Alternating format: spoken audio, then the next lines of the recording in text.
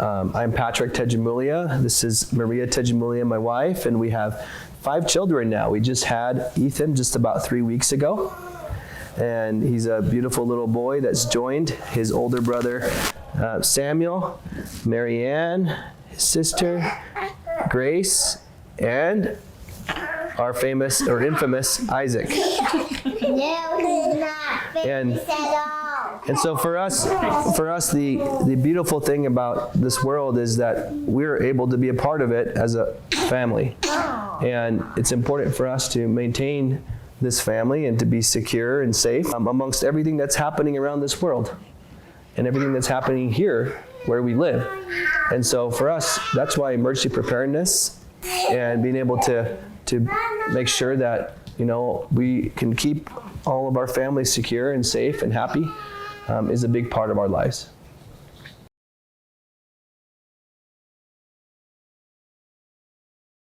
So I grew up in California, and growing up there in California, we had natural disasters happening all around us. I was in a location where we didn't have a lot happening directly to us, but there were earthquakes up north that happened whenever I was younger. There was flooding down south. There were landslides, mudslides, fires, and we didn't live, too far away from these disasters, and we could have been part of any of them.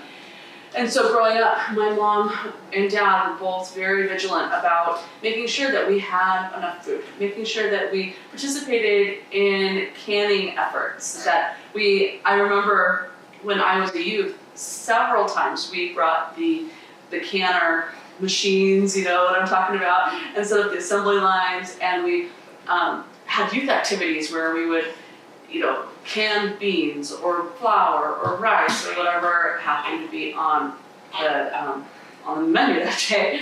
And so, so that was part of my growing up. Also, the area of California I was in, we had a lot of food production. We like vineyards and orchards and whatnot, and so there was a church farm there that did grapes and would dry them and turn them into raisins as part of the preservation. So preparedness was just kind of part of what we did.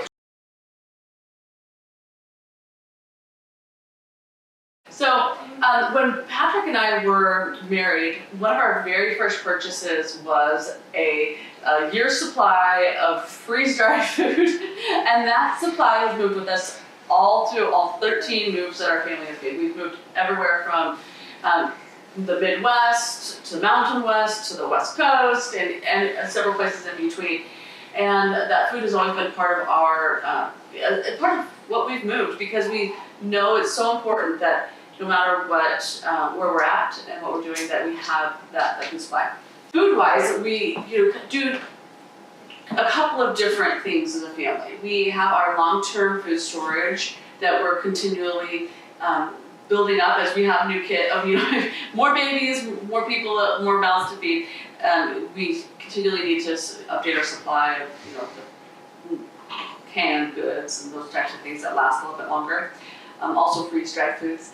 But also what we like to do is be able to have foods on hand that we like to eat.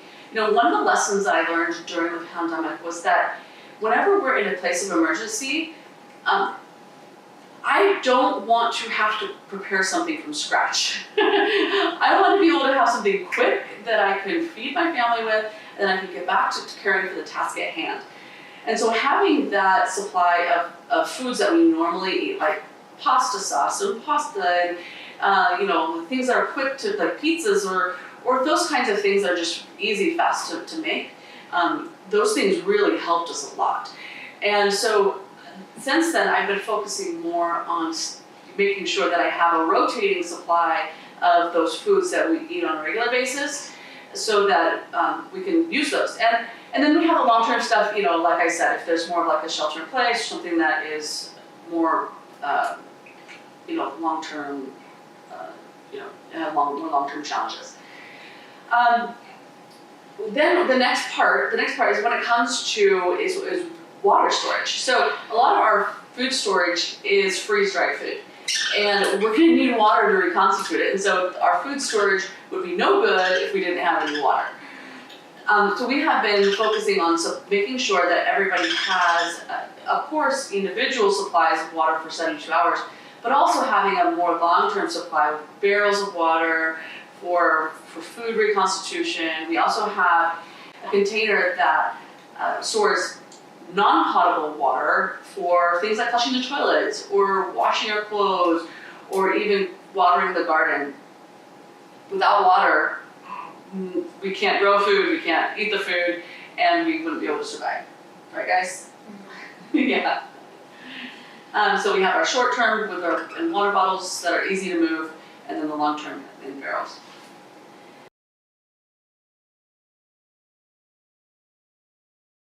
So having parents who taught us about emergency preparedness has laid a good foundation for me wanting to be able to do the same for my kids, to make sure that they feel prepared and they are both prepared in knowledge and knowing what to do, prepared in knowing what could happen, and having the supplies available to them to be able to solve the problems. And so I'm grateful for my parents for their example and teaching me that when I was young. And so teaching my kids has been part of what we've always wanted to do. Last night we had an emergency preparedness night as a family, and that's something that we plan to do regularly so that we can go through the drills of like fire safety, earthquake safety, what to do if we have to evacuate fast. And kid, do you guys want to tell them a little bit about that? Told us to like crawl on the floor. There's a fire, and like you're in your room, and feel your door. And if it's hot, then you run to your window unless you're in the girls' room because it's straight down, and you jump out your window.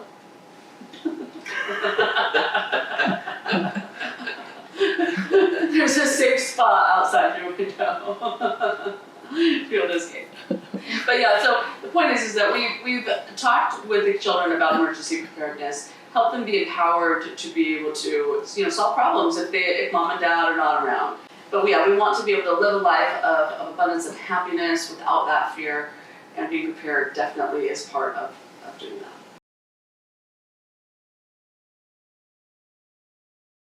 Yeah, so most of the time, I try not to sugarcoat something with the children.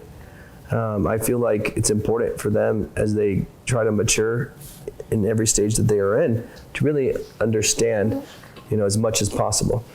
And then we try to make it fun, like the exercise of figuring out what do you do when there's an earthquake, and they really love doing the experiments, right? Where role plays, where they actually pretend like there is an earthquake. And so they go and they run, or crawl underneath this table right here and cover their heads and grab onto the table.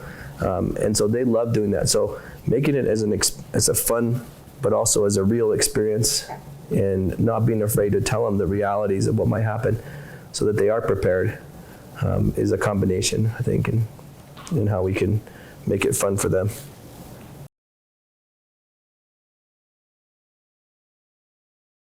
So I think of emergency preparedness in a couple of different buckets.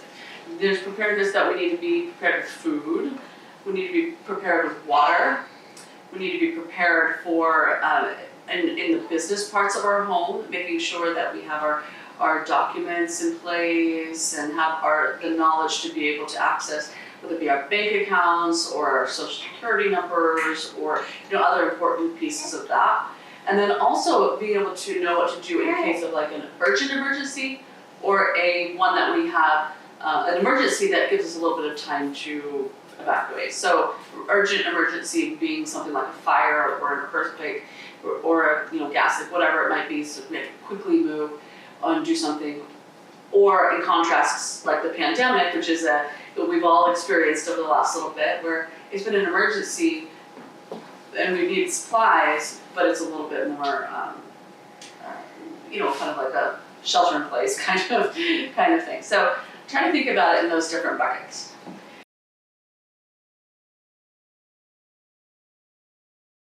Communication is important. communication? So we have a kid's phone that we've made available. The kids know where it is. We can always keep it charged. They know how to get into it. It's protected. They know the phone numbers, who to call in case there's an emergency. And so those are important things, because not only communication between our family, but communication between us and our extended family. And so that's what, Maria's done a great job of being able to look into ways we could do that. Right? So how are some of the ways we do that? Yeah, so I think that you bring up a really good point, because today, these days, we all have our cell phones, right? And no longer do we have that natural landline where, just go and, kids, go grab the phone and dial 911. That's what my parents said when I was a kid, go get the car, go get the phone. But because the phone is usually with me or with my husband, what we've done is we've gotten one of our old cell phones and put it on a very limited plan, something that's super cheap each month, and have activated it and put it in a spot that Patrick mentioned where our children can access it. And it has phone numbers in there so that they can reach, the family members or neighbors that are necessary. There's times whenever our cell phones are not going to be able to be used. If there's an earthquake in this state, shut down cellular communication, or the cell towers are out for a period of time, or even in Southern California, back a few months ago, whenever there were, or I guess it's been a little bit more than a few months ago, when there were all those fires, the cell towers, and they shut them down so that they could be used for emergency communications only. And people were having a really difficult time getting in touch with people locally, but also people who were further away. My family is all located hundreds, if not thousands of miles away, with the exception for one sibling who lives locally. Patrick, his family they live down in Texas, and we're in Utah. So, in order to be able to communicate during times whenever those cellular communications are down, we have gotten a couple of different devices to be able to solve that. One is that we've gotten some Garmins that are a satellite communication device. So we've got ourselves a satellite communication device where we are able to text family members in case of an emergency. We are able to program in both email addresses as well as phone numbers into it to be able to communicate with. But also our family members who are long distance, they have gotten on board with us and have gotten their own satellite communication devices so that we can be able to relay to one another, just saying, I'm okay, or, we're hurt, or we're going to this location, we're going to go bug out over, at these coordinates, whatever is needed. In addition to the Garmins and the satellite communication that we have there, I'm also ham radio certified, and so as an amateur radio operator, I can communicate with people locally and be able to tune into the channels. And the challenge with amateur radio compared to satellite communications, and the reason why we have both, is that amateur radio, depending on the strength and what device you have, it's mainly for local communication unless you relay and you bounce off the ionosphere and you do some really cool stuff. And in times of quick needs to communicate, it's not necessarily the most efficient. In specifically our desire to be able to communicate with family members. If we wanted to communicate with emergency officials locally, of course I want to use my radio. But to communicate with my family members, we choose to use a satellite communication device that's a little bit more reliable to be able to reach the people that we want to reach.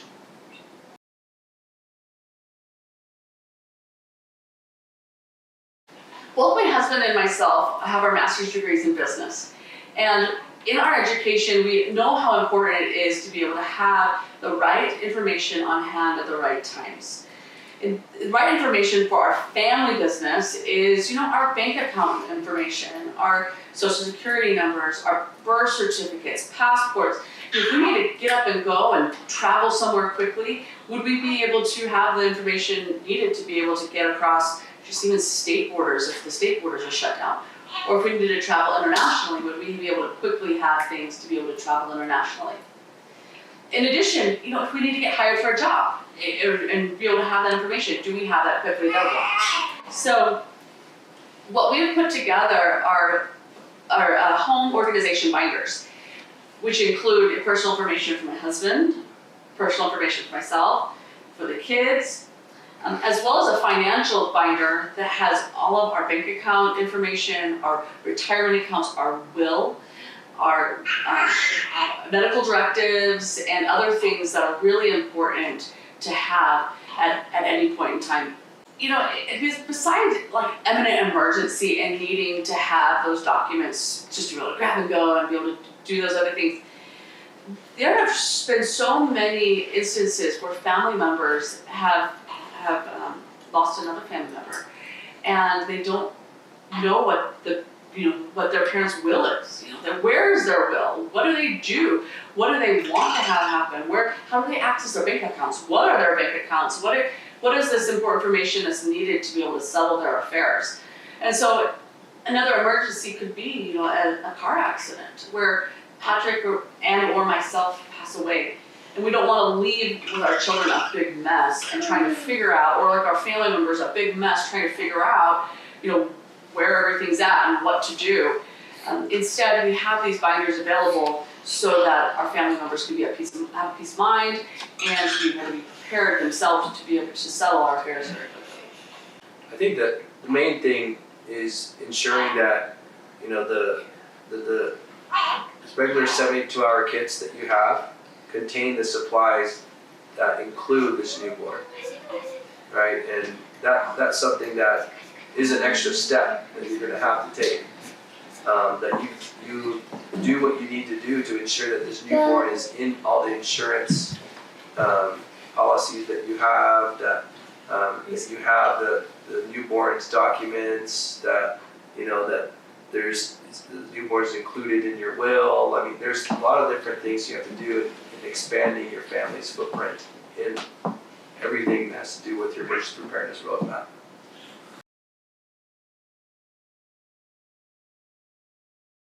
So some advice that I would give for preparing families, specifically children, for emergency preparedness and preparing our home is just take it step by step. Sometimes it feels really, really overwhelming, and for myself, it is overwhelming. It does feel overwhelming at times. Are we perfectly prepared in every single way? Do I have every T crossed? I got it. Absolutely not. I don't. And that has taken a bit of a mindset shift for me to be able to lower my expectations of myself and in our home, and realizing that emergency preparedness is a journey. It's not a destination. It's something that we work on continually. It's a lifestyle. It's a habit. It's something that we incorporate in who we are as a family, and help teach children to be able to pace themselves in preparing. Another piece of advice that I would give for families who are looking to prepare, it's really important to have a checklist, to be able to have a place for you to go to be able to check and just say, okay, what's next on my list? Like I said, it's not a destination, it's a journey, and it's gonna come, sometimes you're gonna have like a power weekend where you're like, I'm just gonna get prepared, I'm gonna get my 72-hour kits together, and at the end of that weekend, you're gonna find yourself that there's gonna be a lot of things done, but there might be, you might be about 75% done, and there might be 25% that you have left to do, but then life happens. And you get back to real life, and then weeks pass, and months pass, and if you don't keep a checklist of what you're doing and what supplies that you're needing, or what things that you want to create, or whatever it might be that you're creating, you're going to end up feeling overwhelmed and say, oh, I've got to start over at the beginning. And so one of the tools that has been one of my go-to tools is having an emergency preparedness binder. Having a place where I have my checklists, and you look back, okay, where did I leave off? And be like, okay, all right, I need to go to the store and go buy more batteries, or I need to update my food in my 72-hour, and it enables me to jump back in without that big level of overwhelm that comes. If I had one last piece of advice to be able to share, is the importance of being prepared in the business parts of your home. That to me is so vital, and yet it's so easily overlooked. we have, you know, we have our files in a filing cabinet somewhere, or we have our papers stuffed underneath our bed or whatnot. But in times of emergency, it really is important to be able to have your business parts of your home put together. And so I know there's a lot of resources out there, but something that I've been focusing on is putting together resources for families to be able to easily have those checklists that I talked about, you know, to be able to get their documents together and have that peace of mind to own that business part of their home. I think that you know, it's important for everyone that is thinking about emergency preparedness to think about physically what you need to prepare, spiritually how you need to prepare, emotionally how you need to prepare, and mentally. You know, and all those things are important. So when you do your checklists, include those aspects, right? And because emergencies can be hurricanes, can be you know, earthquakes. They can also be, you know, financial situations where you have a tough time as a family, or they can be unexpected changes with injuries or sicknesses, and each of those will hit physically, emotionally, mentally, spiritually, and so those are great things to include, you know, and that if we all understand the purpose of why we have to prepare, and it's in, you know, as a family, we think of it not only about preparing ourselves as a family and protecting ourselves, but also helping us become better. And if we can prepare, we can become better people that can help others when in times of need. And I think that can change the way that people think about this as a priority.